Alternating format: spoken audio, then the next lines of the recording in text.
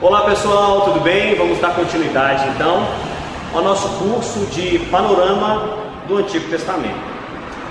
Nós já falamos sobre a criação, nós já falamos a respeito do desenvolvimento ali dos primeiros dias da terra, nós falamos a respeito da criação de Adão e Eva, falamos a respeito da humanidade ali, daquela teoria também pré-adâmica, né, sobre a criação. Nós falamos a respeito do desenvolvimento da vida humana, do pecado, das consequências do pecado. Nós falamos também sobre a chegada de Noé e como é que Noé e a sua família foram utilizados tanto para remir a terra, lavar a terra, né, da sua corrupção, com um novo paradigma, quer dizer, uma nova cultura. Deus está preocupado com isso, com a cultura, a mentalidade das pessoas que habitam a terra. Depois, a família de Noé se espalha pela terra e ela ocupa as várias direções da terra. Nós também tratamos disso nas últimas aulas, né? Até o nascimento de Abraão, depois Isaac, Jacó, seus 12 filhos, né? Seus 10 filhos, aí, 11 filhos, e José. Então nós terminamos a última aula falando a respeito dos patriarcas, né? Falamos então de Jacó, de Isaac, de Abraão e de José, como um dos que deu origem a duas tribos, Manassés e Efraim. A partir dessas 12 tribos, né, que vem ali principalmente, né, dos últimos patriarcas, que é José e o seu pai Jacó, vem-se o povo de Israel. Eles permanecem no Egito. É que nesse momento que nós paramos. Eles viveram por algum tempo no Egito e foram beneficiados, né? No texto de vocês aí, na primeira página, vai mostrar que eles estavam habitando aí na terra de Gozém, que fica aqui na parte superior do mapa, né? Que é chamada de delta, uma região chamada de delta do Nilo. O rio Nilo, ele corta ali o norte da África, né? Próximo ali do Egito, e ele se ramifica em vários rios. E aquela região é muito próspera. Você vê esse mesmo mapa numa imagem colorida, você vê que ali a terra é verde. É uma terra muito boa. Então, pelo fato de José, né, na verdade os líderes do Egito, terem uma dívida com José, eles permitiram que o povo, né, os descendentes ali, a família de José, habitassem numa ótima região. Principalmente também porque eles eram o quê? Pastores. Aquela região seria boa para manter criações. E eles estiveram ali, e porque era uma terra boa, eles prosperaram. E eles cresceram em número. E aí uma coisa que não está aí no material de vocês, que o texto também não leva em consideração, e muitas pessoas se perguntam, por que os judeus se desenvolveram tanto assim? Porque os judeus tiveram essa proeminência, essa fertilidade tão grande naquela região. E aí alguns teóricos, eles especulam, melhor, a própria medicina vai falar a respeito disso, que o fato, né, de os judeus se circuncidarem é uma evidência de que isso também proporcionava o quê? Um desenvolvimento das mulheres que fosse mais fértil. O que é a circuncisão? O homem tem pênis, né? Tem uma pele que vai por cima, né? E essa pele sobra, certo? O judeu, para mostrar que ele é judeu, né? Deus instituiu que no 8º dia a criança era circuncidada, isso era cortado. Então, o judeu não tem essa pele. E normalmente o que acontece? É o homem que contamina a mulher. No ato sexual, por exemplo, hoje a gente toma banho todo dia, né? Naquela época não era assim. Tomava banho uma vez a semana, uma vez no mês. Ficava aquele trem. E o fato deles terem isso cortado acumulava menos bactérias. Então, quando ele tinha o ato sexual com a mulher, a tendência é que aquela mulher ela fosse menos contaminada do que as outras que houvessem pelo mundo todo. Então, isso proporcionou que as crianças que nascessem de um parto e de uma mãe mais saudável sexualmente. Entendeu? Então acabava que, até que por causa disso mesmo, as mães tinham mais facilidade para ter os filhos tinham menos mortalidade infantil. Então, por exemplo, no Brasil mesmo, até pouco tempo atrás, a mortalidade infantil nossa era muito alta. Mesmo nós temos, né, o hábito de tomar banho, o hábito de consultar, principalmente as mulheres, né, consultam o médico pelo menos uma vez no ano. E mesmo assim a nossa taxa de mortalidade infantil era uma taxa elevada. Hoje já está em níveis aceitáveis, em padrões, né, normais, que chegam até a se comparar com níveis europeus.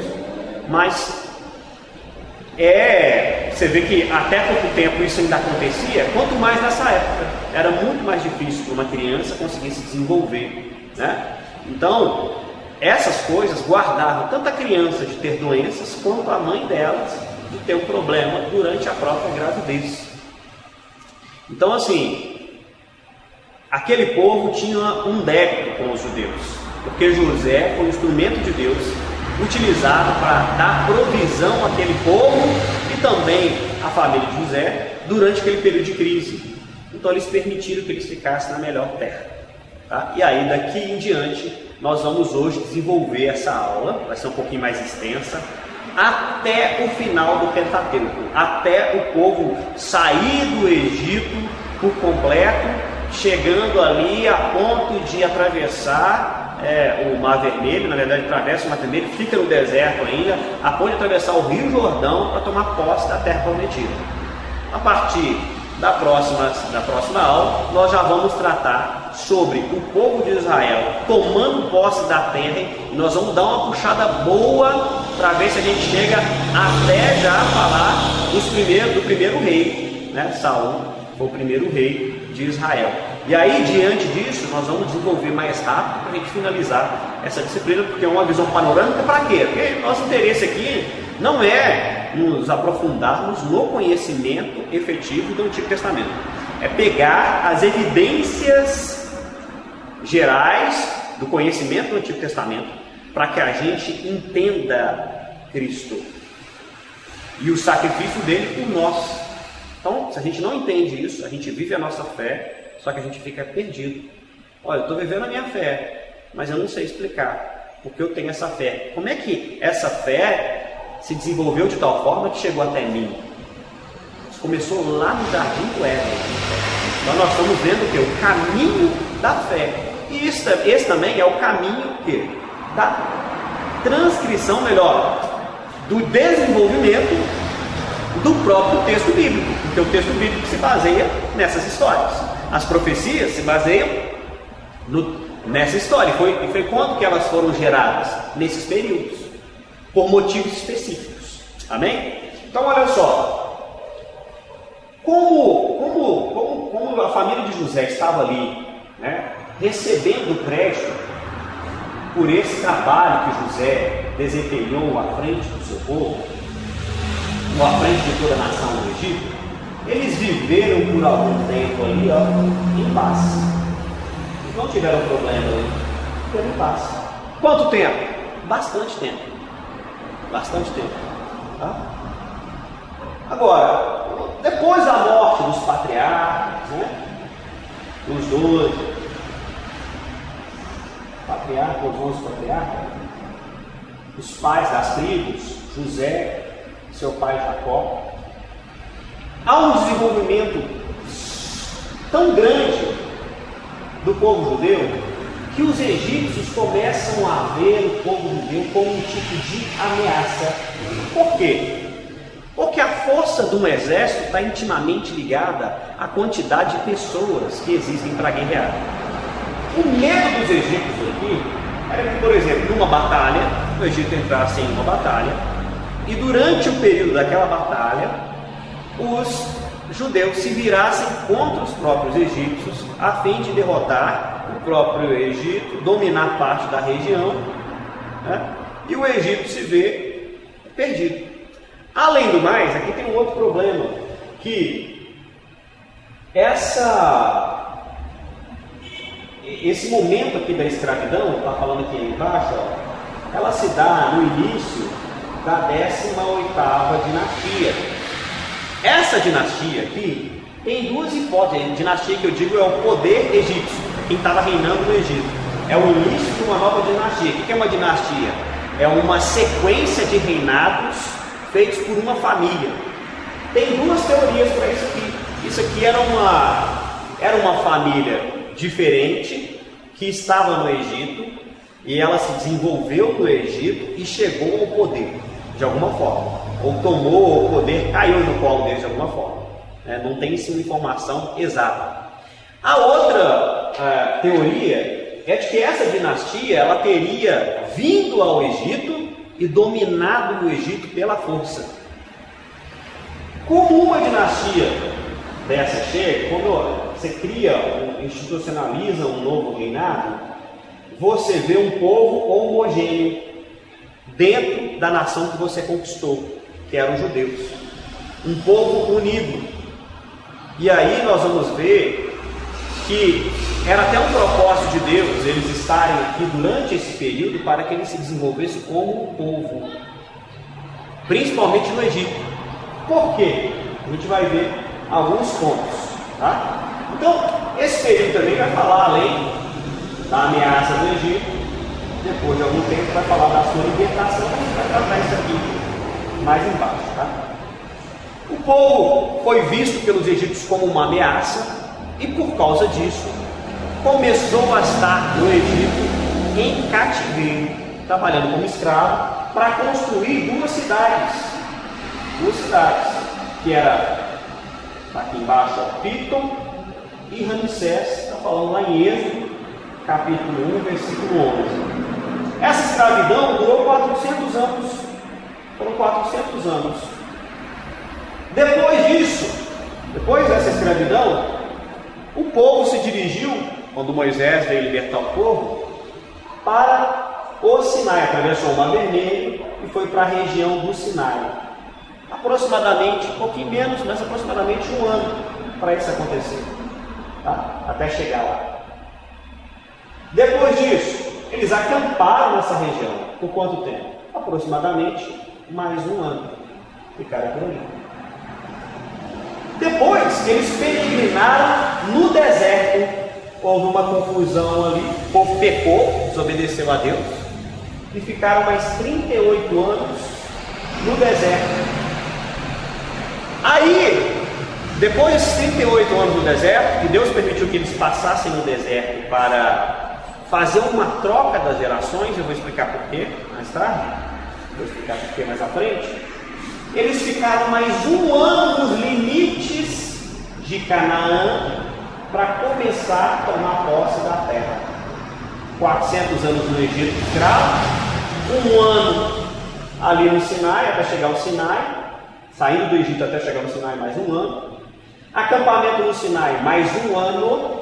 Aqui, irmão, já era para que o povo já tenha tomado posse da terra prometida. Só que ele pecou.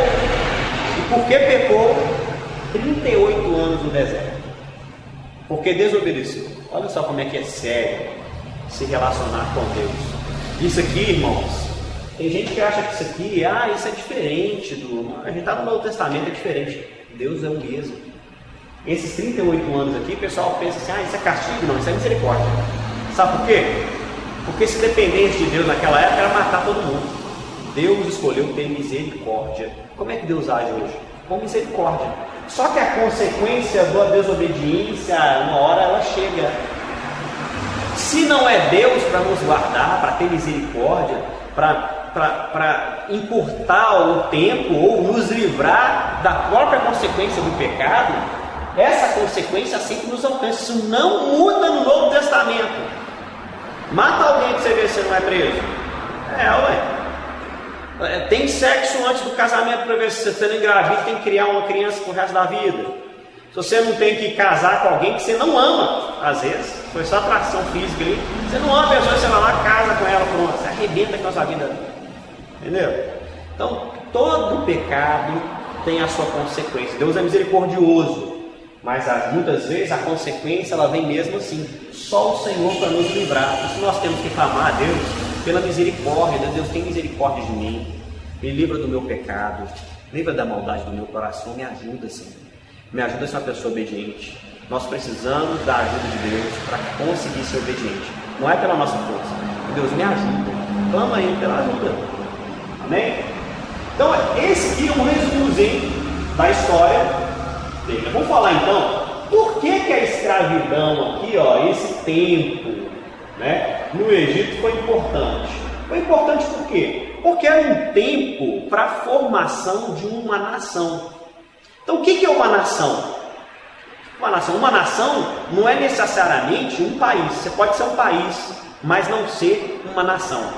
A nação, um país, é um território dividido legalmente. Dentro desse território você tem vários povos, e esses povos representam várias nações.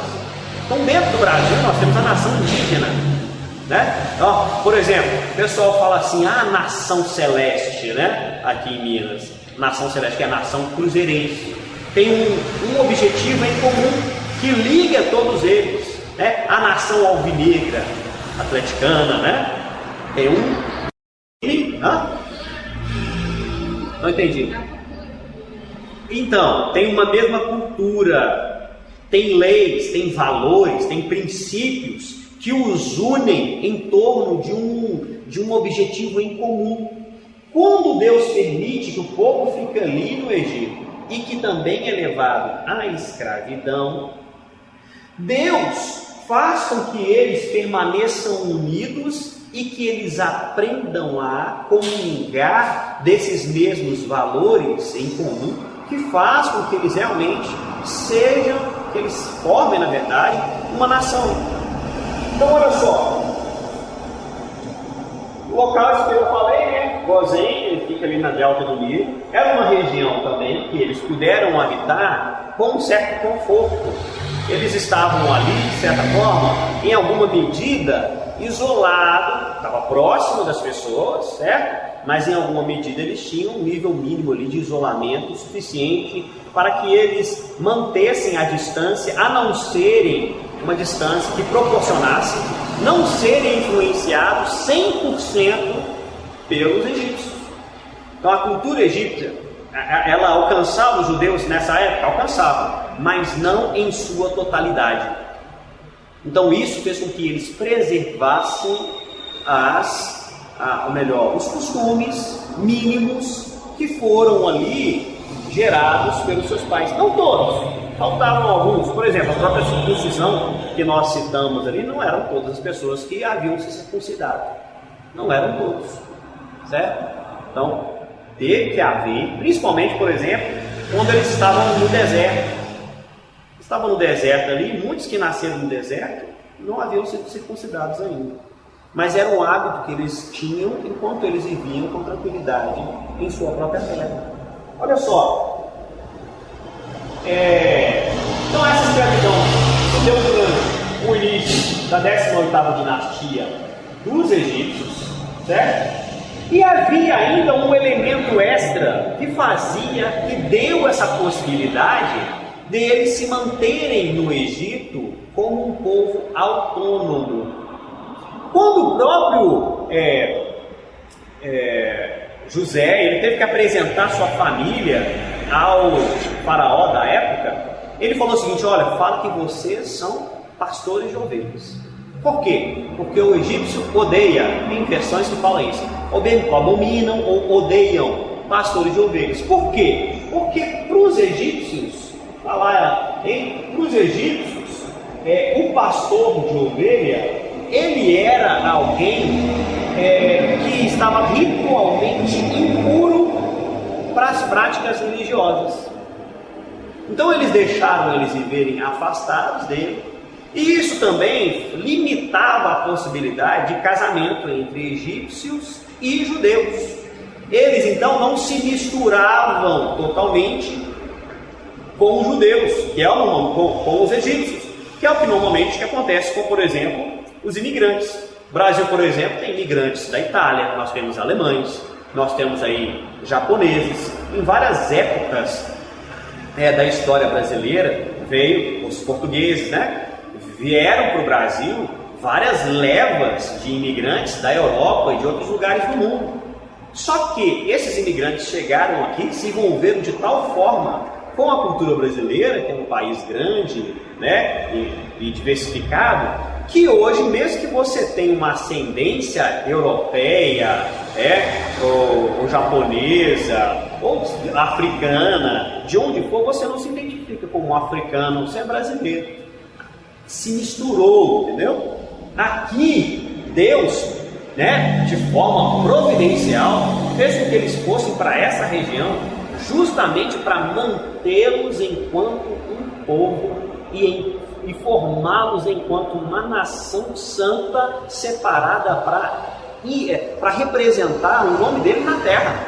Essa era a vontade de Deus. E isso foi cumprido perfeitamente, mesmo tendo essa história tão assim, ao mesmo tempo para alguns absurda, quanto bonita, né? Cheia de milagres, cheia de mistérios, certo? Então, tanto uma coisa quanto a outra, eu disse, serem pastores de ovelha e também a própria localização que eles habitaram. Isso promoveu o quê? Um isolamento mínimo necessário para a criação de uma identidade enquanto povo. Eles também não se viam como egípcios, eles se viam como um grupo de pessoas, uma minoria, né, isso que o pessoal fala, mas nesse caso uma minoria bem grande, que habitava a região do Egito. Olha só. Bom, quando eles são vistos como uma ameaça, entra esse período de escravidão que dura 400 anos. O medo de Israel era tanto que o faraó ele ditou uma ordem para que os filhos, homens dos egípcios, fossem, assim que nascessem, levados à morte, ou por afogamento, ou por estrangulamento. Então o homem nascia, já matava de uma vez. Para quê? Para que essa sociedade, principalmente os homens, porque os homens eram os que iam à guerra, as mulheres só trabalhavam, os homens iam à guerra. E de certa forma você iria com algum tempo ali fazer, obviamente, que aquela nação se diminuísse. Mas mesmo assim, com o povo de Deus, isso não funcionou. Nesse período nasce Moisés. E Moisés, todo mundo sabe, né, aquela história dos juncos lá, que ele é colocado no rio, a filha do faraó acha ele é criado, aí é o primeiro tempo de preparação. Ele é criado no palácio de faraó, tem acesso a uma educação de altíssimo nível, provavelmente era um mestre tanto da guerra quanto da retórica, tá?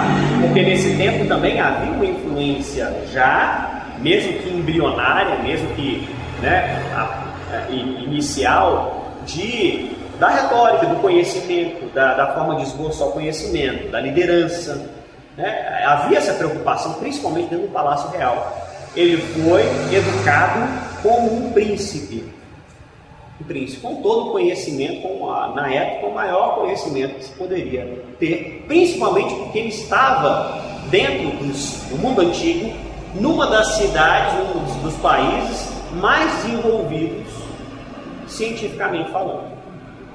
Então ele teve essa preparação e ele, né, estudou. Ele teve uma preparação de estudo? Ok.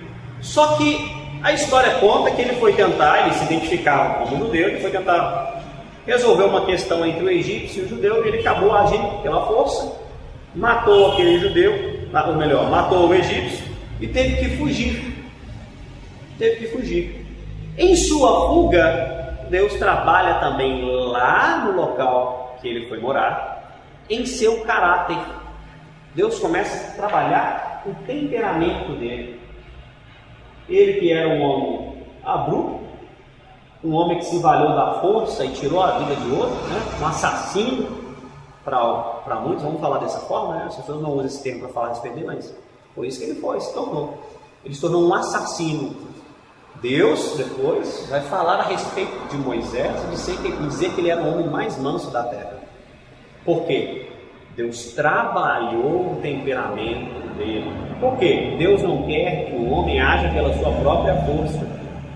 Deus quer que o homem haja pela força do Senhor e pela fé. Então não é a minha sua força, não é a minha sua sabedoria, não é o que nós temos de talento que nos faz melhor, que nos leva a ser alguém, mas é a força do Senhor.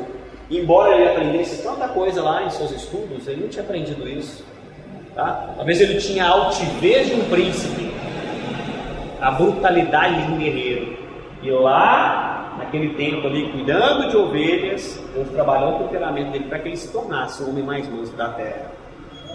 Então, o caráter dele foi trabalhado, certo? E ele teve um outro nível de preparação. Porque quando ele estava nessa região, ele pastoreava na região de Ácaba. Essa região de Ácaba, ela está ali, antes do Mar Vermelho e indo para a região do Sinai. Quando Moisés estava ali cuidando das ovelhas, dos animais que ele pastoreava, na verdade ele estava transitando, porque naquela época, nessa região principalmente, o pasto é um pasto menor, não é aqueles pastos que a gente vê aqui não, montanha verde, tudo verde, não, são ervas menores. E para o animal se alimentar, você tem que andar muito com ele, então você peregrina bastante tempo. E na maioria das vezes, esse trabalho é um trabalho solitário. É o pastor, talvez um ajudante, ou às vezes o pastor sozinho, e os animais. Então você não conversa muito com as pessoas, você fica algum tempo isolado, você tem um tempo de reflexão. E esse justamente é um segredo. Tempo de reflexão, tempo de estar em solitude, tempo de estar tranquilo, isolado. É um tempo que trabalha você, trabalha o seu coração, acalma a sua alma, o seu temperamento, te faz refletir a respeito do valor da vida, do que é a vida, a forma de tratar com o outro. Até o fato de você estar muito tempo distante de outras pessoas faz com que você valorize a outra pessoa. Tudo isso aqui sozinho, naquela região que ele havia de liderar o povo de Israel para ser resgatado ali da escravidão do Egito, ele estava ali cuidando dos animais sem saber que por ali ele teria uma missão, não de levar animais, mas de levar um povo santo escolhido por Deus.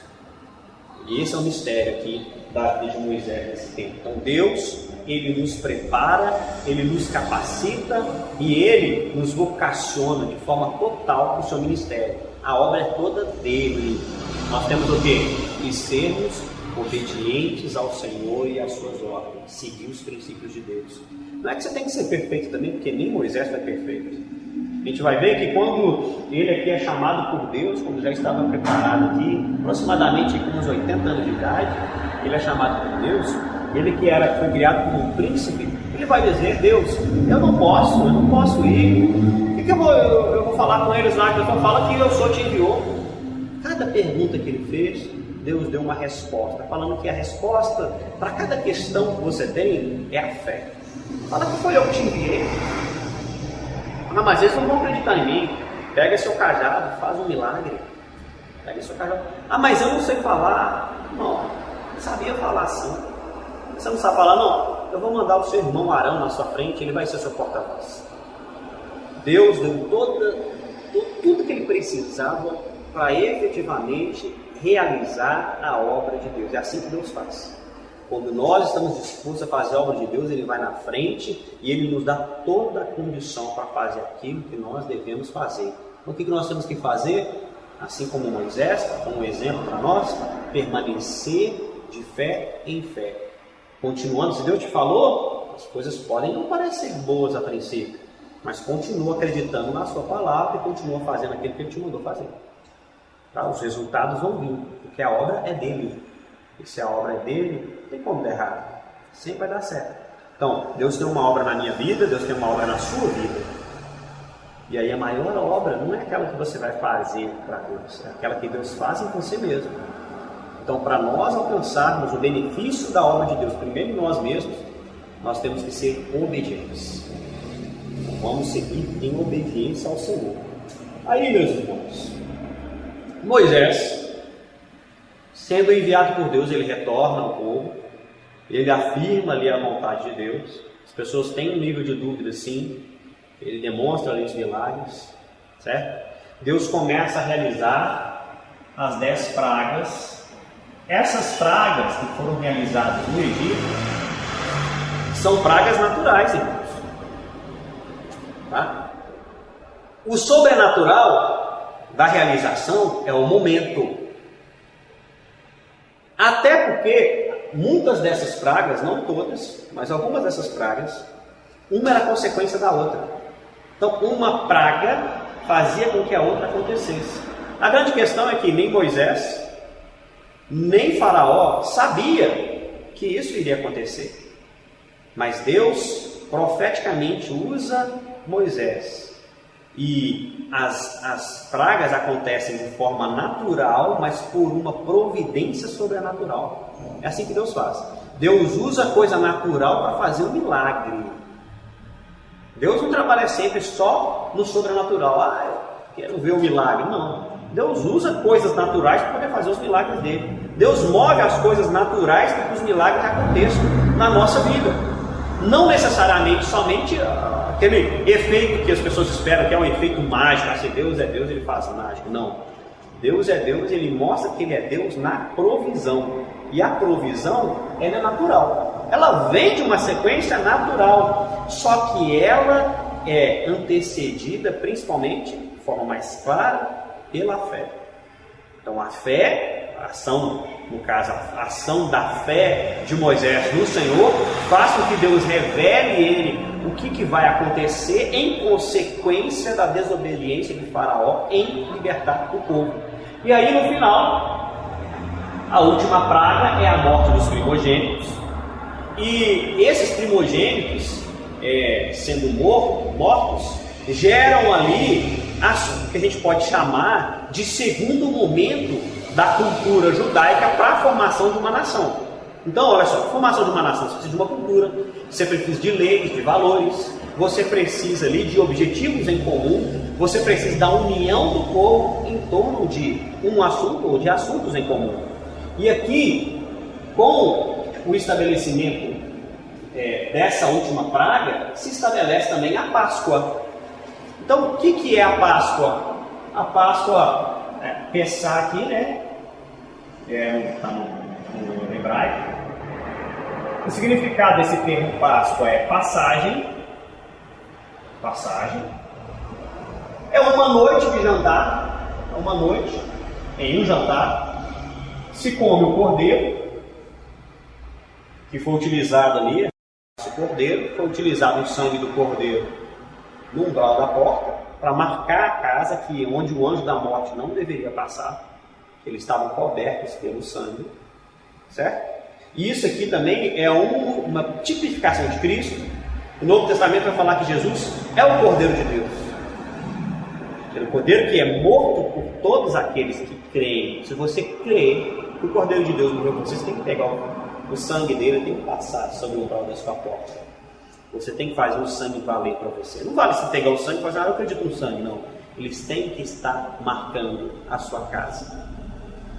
Então, era uma noite de jantar com um cordeiro. Você usava o sangue do cordeiro ali para marcar a porta, e você se alimentava, né? Eles se alimentaram naquela noite daquele cordeiro.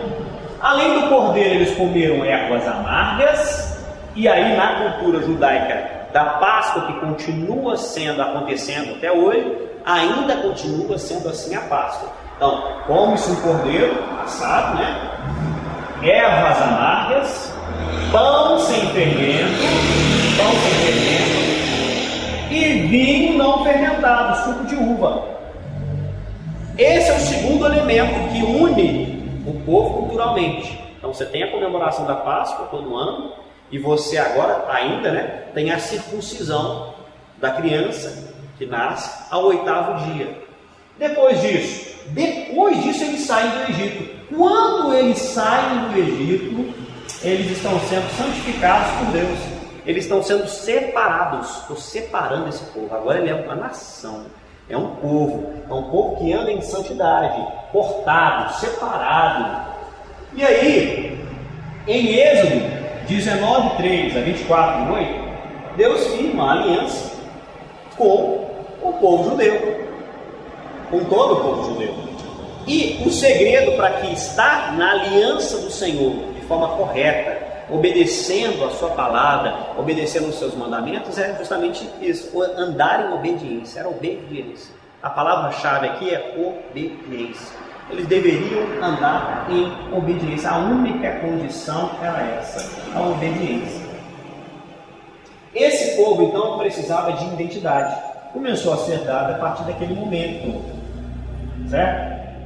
Então, você já tinha aqui um elemento, que é a Páscoa, uma comemoração que Deus já institui naquele exato momento. Você tinha também o corte do prepúcio, né? Você tem agora ali depois da travessia do Mar Vermelho, né? Aquele momento que eles estavam ali acampados próximo ao Sinai, a instituição de cultura e leis. Primeiro, a partir do Decálogo. O que é o Decálogo? O Decálogo fala de 10. Os 10 mandamentos. A partir dos 10 mandamentos. O que são os 10 mandamentos? Normas morais, está lá em Êxodo 20. Normas morais, éticas e ritualísticas, capazes de promover, primeiro, a paz entre o povo, entre as próprias pessoas que habitam conjuntamente, entre a paz de Deus e do seu povo. Paz entre Deus e o povo. Depois, era promovido também para esquecer a escravidão. Por quê? Uma vez que eles foram escravos tanto tempo ali, o coração, a mente deles estava em alguma medida corrompida pelas próprias práticas que eles vivenciaram lá. Quais são os valores de alguém que foi escravo? O que ele pensa? Será que ele pensa também na possibilidade de escravizar os outros, de lidar com isso? Sim. Em alguma medida, sim, para fazer com que eles esquecessem desses valores, princípios errados que levavam lá. Então, eles, por exemplo, a lei, a partir do momento que ela vai se desenvolvendo, eles deveriam, por exemplo, receber muito bem os imigrantes, receber muito bem os pobres, fazer uma colheita, se cair no chão, deixa lá para o pobre pegar, para que o pobre também tenha como se alimentar. Eles deviam ser generosos, e eles deviam se lembrar que eles também foram escravos, e não escravizar os outros. Pelo contrário, abrir as portas para os imigrantes entrarem no seu país e viverem bem em paz com eles. Assim como por algum tempo eles puderam viver no Egito. Então, Deus cria leis e normas para o quê? Ordenar o que? A paz entre o povo. Olha só, essas leis também, irmãos, ela era feita para quê? Evitar pecados passados e futuros. Como assim? Evitar pecado passado e futuro? Como assim? Bom, pecados passados.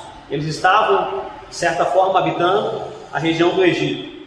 Haviam ali práticas erradas, práticas pecaminosas. Por exemplo, no Egito era permitido que irmãos casassem entre irmãos. Deus fala que isso é proibido. Então, de alguma forma, havia ali tipo de incesto e práticas sexuais entre parentes. Deus fala que isso é errado. Deus fala, não tenha. Deus, quer ver? Só para você ter ideia, eu acho que até parente de segundo grau na Bíblia está proibido. Parente de segundo grau não pode ter relação. Tá? Então não pode ter com o genro, né? No caso, por exemplo, no caso para nós aqui, se fosse olhar aqui na nossa realidade, segundo o texto bíblico, acho que está falando isso lá em Levíticos, primo poderia, até primo pode. Depois toda outra parentela, tirando os primos, não pode ter relação nenhuma, de namoro, de nada. Tá? Então é a orientação que a Bíblia nos dá.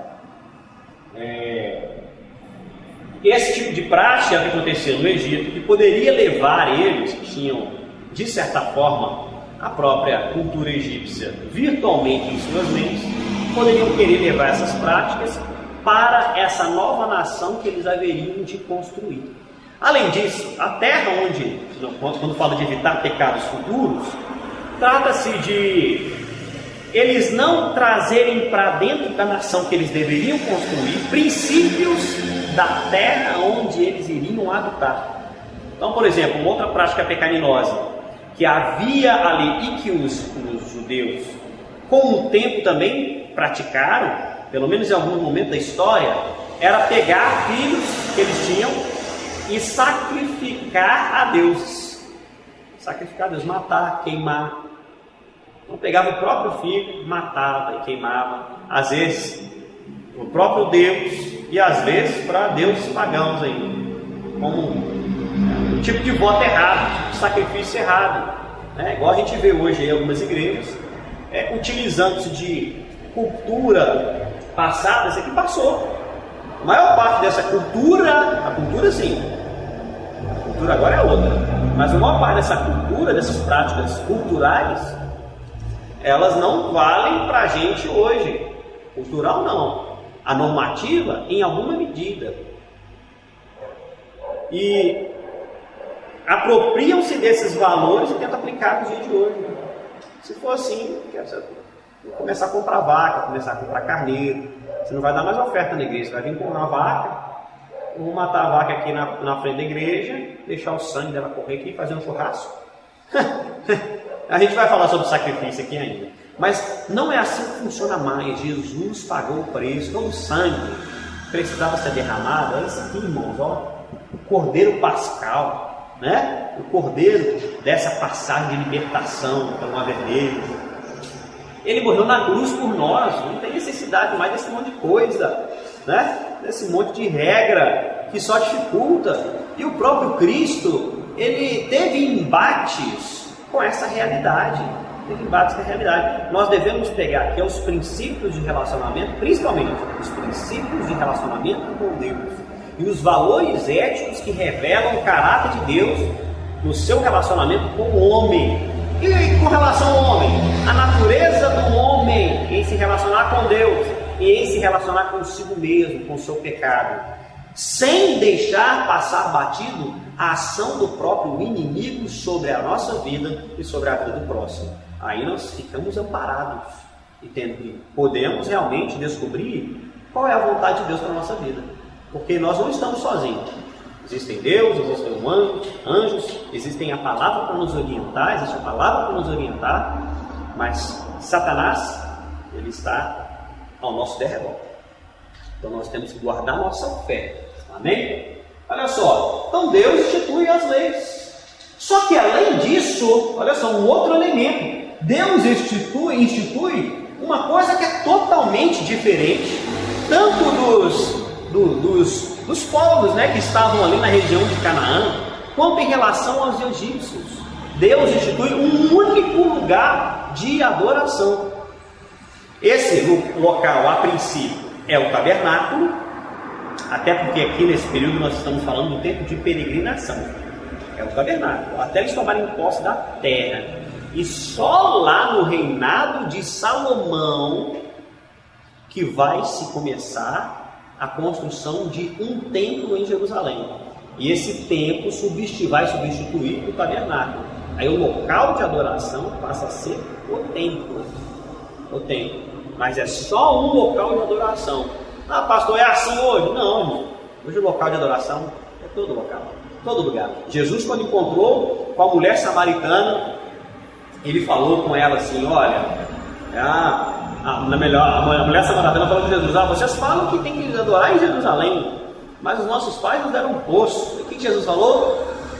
Moço, está chegando na hora, e agora é, em que os verdadeiros adoradores adorarão ao Pai, nem aqui nem em Jerusalém, em todo lugar, em espírito e verdade. Em espírito e verdade. Porque é assim que o Pai busca as pessoas para que o adorem. Então não é agora, é na igreja tal, é na igreja. Não, é em espírito e verdade. Se você tiver em espírito e verdade, você pode estar no inferno. Não morto, né? Tem que estar vivo. No bom sentido, né? No sentido figurado. Você pode estar num local ruim. Você pode estar num local difícil. Você pode estar no meio de uma guerra. Tá? Vamos colocar assim que é melhor. É uma guerra no inferno, né? Você pode estar no meio de uma guerra. Se naquele local você adorar em espírito e verdade, ali vai ser o local da adoração. Então nós estamos para servir a Deus em espírito e verdade. Amém? Como já ficou longo, nós vamos dividir essa aula em duas. eu paro agora e hoje em vez a gente vai continuar a outra aula. Então eu te espero na próxima aula. Deus abençoe a sua vida. Amém.